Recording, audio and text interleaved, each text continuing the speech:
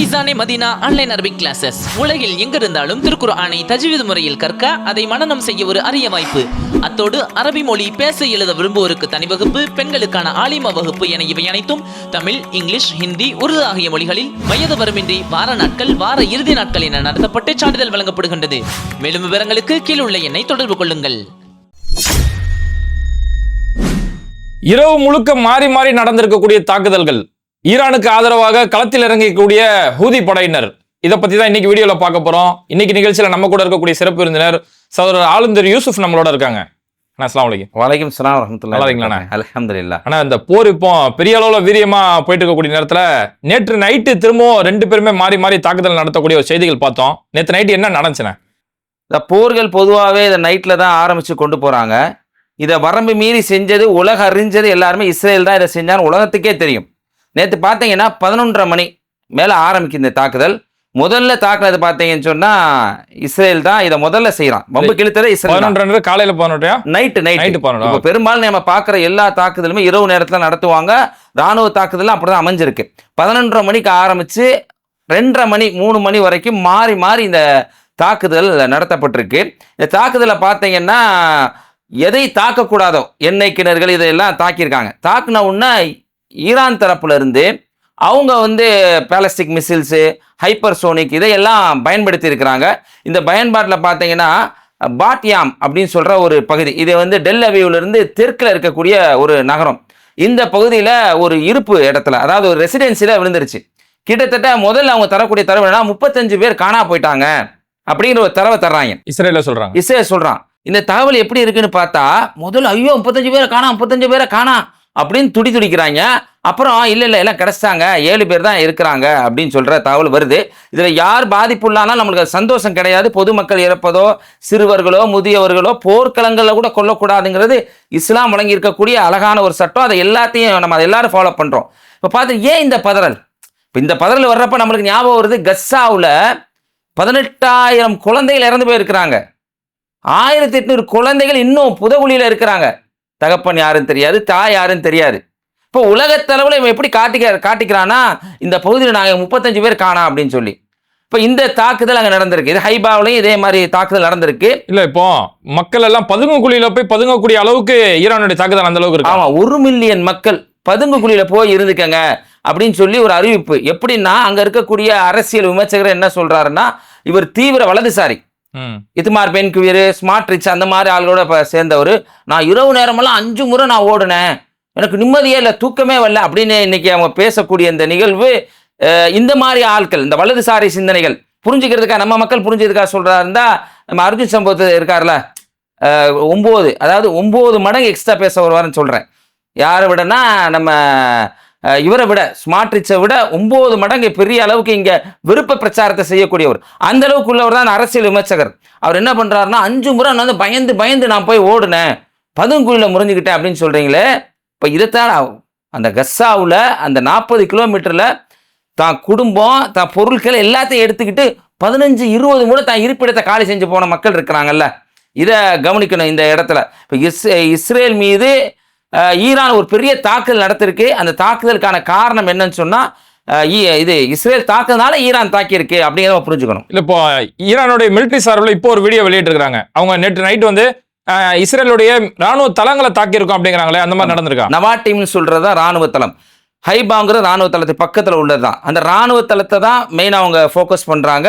அந்த ராணுவ தளங்கள் தாக்கப்பட்டிருக்கு. ஆனால் இது என்ன நான் கவனிக்கணும், நாங்கள் அடி வாங்கிட்டோன்னு உலகத்தில் தன்னை நல்லவனாக காட்டிக்கிறதுக்கு பெரிய முயற்சி செய்யப்படுறதுங்கிறதா இங்கே முக்கியமாக கவனிக்க வேண்டிய ஒரு செய்தியாக இருக்குது.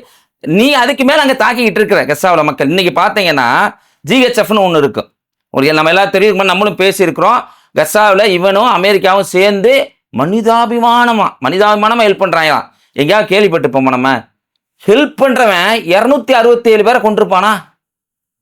ஒரு புறம் பார்த்தீங்கன்னா ஹெல்ப் பண்ணுறவங்க பேர் 267 பேர், ஏர் ஸ்ட்ரைக் தனியாக, ட்ரோன் ஸ்ட்ரைக் தனியாக, வெஸ்ட் பேங்க்ல தனியாக, இப்படி கொண்டுட்டு தன்னுடைய ஹைப்பா பகுதியில் விழுந்ததை மட்டும் பெரிய அளவுக்கு இங்கே ப்ரொஜெக்ட் பண்ணி பேசக்கூடிய ஒரு நிலைமை இருக்குது.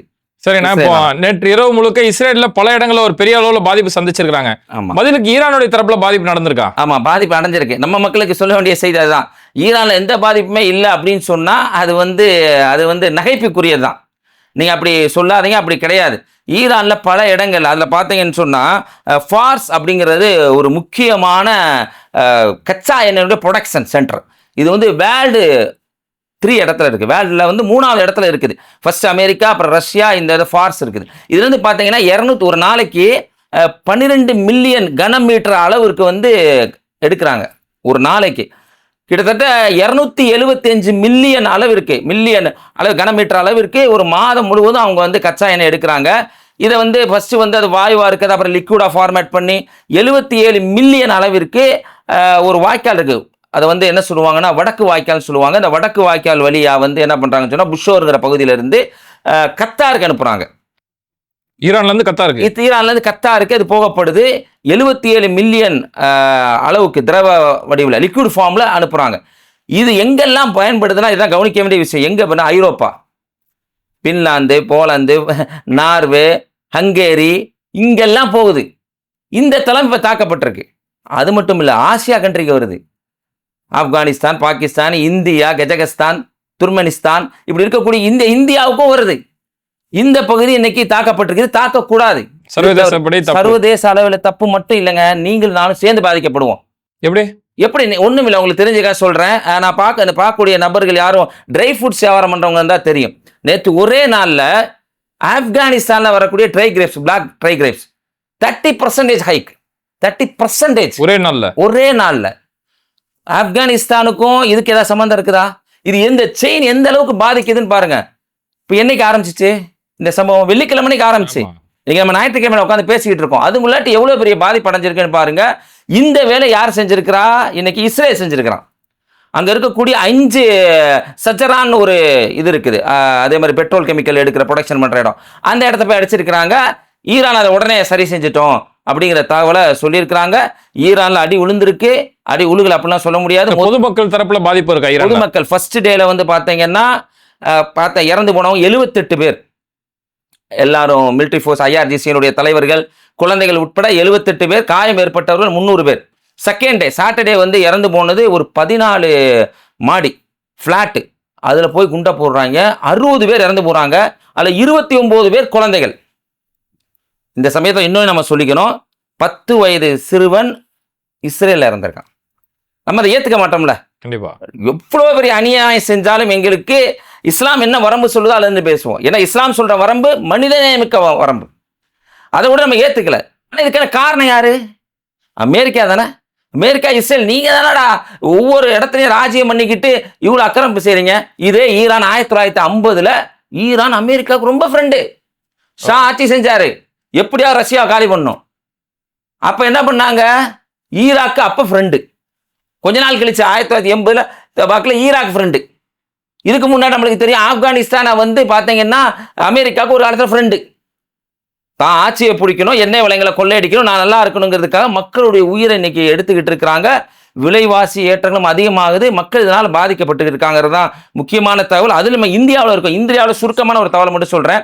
1.1 ட்ரில்லியன் டாலர் அளவுக்கு, ட்ரில்லியன் டாலர் நம்மளுடைய வர்த்தகம் இருக்குது. நம்ம இம்போர்ட் பண்றோம். அதுல பாத்தீங்கன்னா 209 பில்லியன் டாலர் மட்டும் நம்ம எங்க இருந்து வாங்குறோம்னா அரபு நாடுகள்ல இருந்து நம்ம எண்ணெய் வர்த்தகமா மட்டும் பண்றோம்.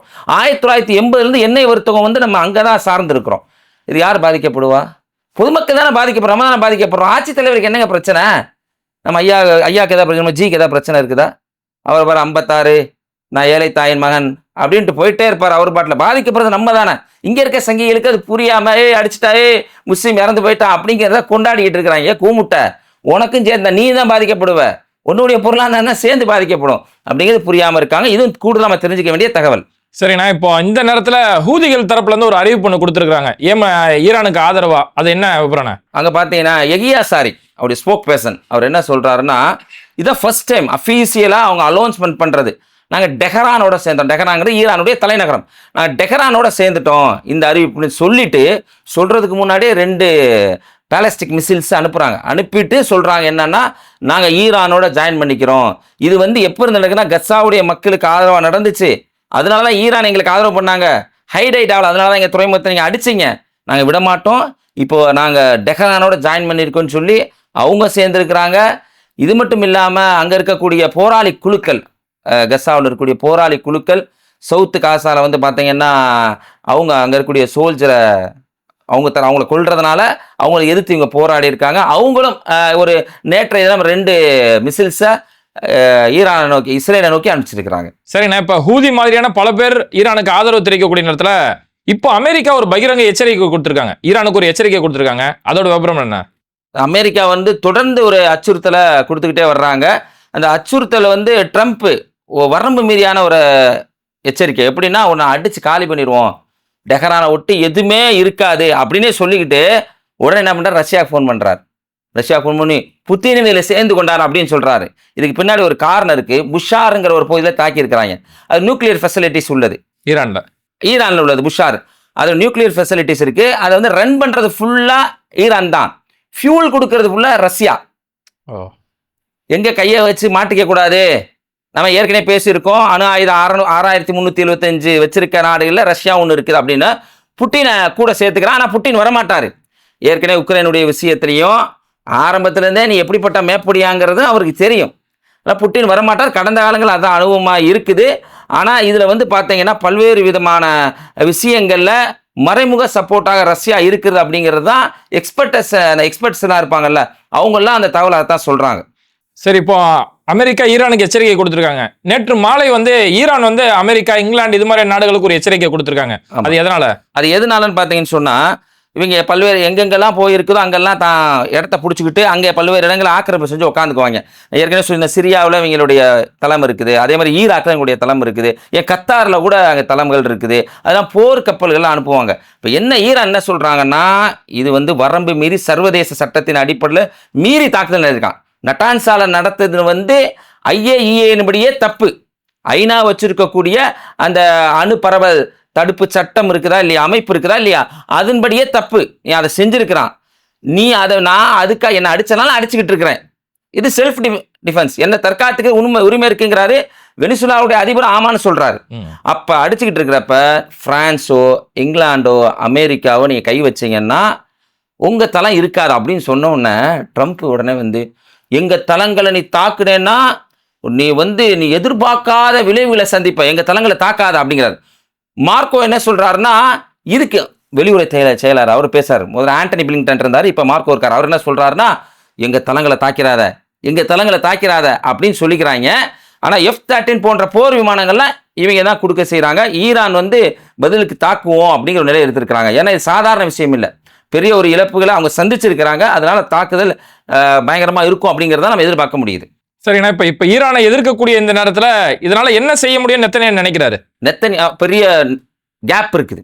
இந்த கேப்ல நெத்தன்யாஹு வந்து 2 மட்டும்தான் செய்ய முடியும் அப்படின்னு சொல்லி இன்னைக்கு எதிர்பார்ப்பா பாக்குறாங்க. எப்படின்னா, ஒன்று என்ன சொல்றாங்க நெத்தன்யாஹு, அவங்களுக்குன்னு ஒரு ஃப்ராட் புத்தி இருக்கும். அதை இன்னைக்கு ஆரம்பிச்சிருக்கிறாங்க. என்னன்னா, ஈரான்ல இருக்கக்கூடிய மத குருமார்களுக்கு எதிராக அங்க இருக்க மக்கள் போராடுங்க. உங்களுக்கு ஞாபகம் இருக்கலாம், நம்ம வந்து அக்டோபர்ல அல்லது நவம்பர்ல 2023 கஸ்ஸாவுடைய மேட்ரு பேசுறப்ப சலா அல்தீன் சாலையில கொண்டு போய் ஒரு பேப்பர் போட்டாங்க கஸ்ஸா மக்களுக்கு. நீங்க அங்க இருக்கக்கூடிய போராளிகளை காட்டி கொடுத்தா அவங்களுக்கு வீடு கட்டி தரோம், காசு தர்றோம் அப்படிலாம் சொன்னாங்கல்ல. நீங்களே நம்ம சேனல்ல பேசணும். அந்த விஷயத்தை எடுத்துக்கிட்டு இது என்ன பொழப்பு பாருங்களேன், ஒரு பிச்சைக்கார பொழப்பு. இதே விஷயத்தை என்ன பண்றாங்கன்னா அங்க செய்யறாங்க. ஈரான் மக்களே, நீங்கள் விடிவு காலம் பிறந்துருச்சு, நீங்க வாங்க அவங்களுக்கு எதிராக போராடுங்க அப்படின்னு சொல்றாங்க. பிக் ஆம்பிஷன் அப்படின்னு சொல்றது அந்த ரிஜீம் சேஞ்சஸ் தான். அது எப்படியாவது ஆட்சி மாற்றத்தை கொண்டு வர முடியும். ஒன்று. ரெண்டாவது என்ன தெரியுங்களா, அங்க இருக்கக்கூடிய இந்த நியூக்ளியர் ஃபெசிலிட்டிஸ் இருக்கிறத என்ன பண்ணணும்னா அதை வந்து அவங்கள தாக்கிய நட்டான்ஸால இருக்கிறத முழுவதுமா அழிக்கணும் அப்படின்னு நினைக்கிறாங்க. ஆனா முழுவதுமா அழிக்க முடியாதான். இந்த பங்கர் இருக்குல்ல, அதை பயன்படுத்தணும்னா நல்லா கவனிங்க, மக்கள் கவனிக்கணும். இது எவ்வளவு பெரிய பாதிப்புன்னு பாருங்களேன். 14,000 டன் எடை உள்ள குண்டை போட்டாதான் அந்த பங்கர்லாம் அடிக்க முடியுமா அங்க இருக்குது. 14,000 டன் 2,000 டன் MK-84 தம்புடு பாம்புன்னு சொல்லி கஸ்ஸாவில் போட்டாங்கல்ல, 2,000 டன். அந்த 2,000 டன் போட்டதுக்கு 130 கிலோமீட்டர், அதாவது 130 கிலோமீட்டர்ல மீட்டர் அளவுக்கு ஆழம் பதிஞ்சது. 2,000 கிலோவுக்கு 14,000 கணக்கு பண்ணிக்கோங்க. என்ன மாதிரியான பாதிப்பு ஏற்படுத்தணும். அந்த மிசில்ஸும் இஸ்ரேல்கிட்ட கிடையாது, அது அமெரிக்காட்ட இருந்தா வாங்கணும். அப்ப என்னன்னா நியூக்ளியர் ஃபெசிலிட்டிஸை காலி பண்ண முடியாதுன்னு சொல்லி தான் அங்க இருக்கக்கூடிய எல்லா எக்ஸ்பர்ட்ஸும் என்ன சொல்றாங்கன்னா அதை செய்ய முடியாது. அல்லது ஆட்சி மாற்றத்தை கொண்டு வரணும். இந்த 2 மட்டும்தான் செய்யறதுக்கு இங்க முயற்சி செய்யறாங்க அப்படிங்கிறத சொல்றது. இதுக்கிடையில அப்பாஸ் அராக்சியா என்ன சொல்றாருன்னா, இவர் தான் பார்த்தீங்கன்னா ஈரானுடைய வெளியுறவுத்துறை அமைச்சர். அவர் என்ன சொல்றாருன்னா, இந்த திட்டம் வந்து எங்களுடைய மூலையில இருக்குடா, இது எடுக்க முடியாது அப்படிங்கிறாங்க. எக்ஸ்பர்ட்ஸாக தான் சொல்றாங்க. நீ தாக்குறதுனால நியூக்ளியர் ஃபெசிலிட்டிஸை வந்து தள்ளி வேணா வைக்கலாமே தவிர முழுவதுமா அவற்றிருந்து அகற்ற முடியாது.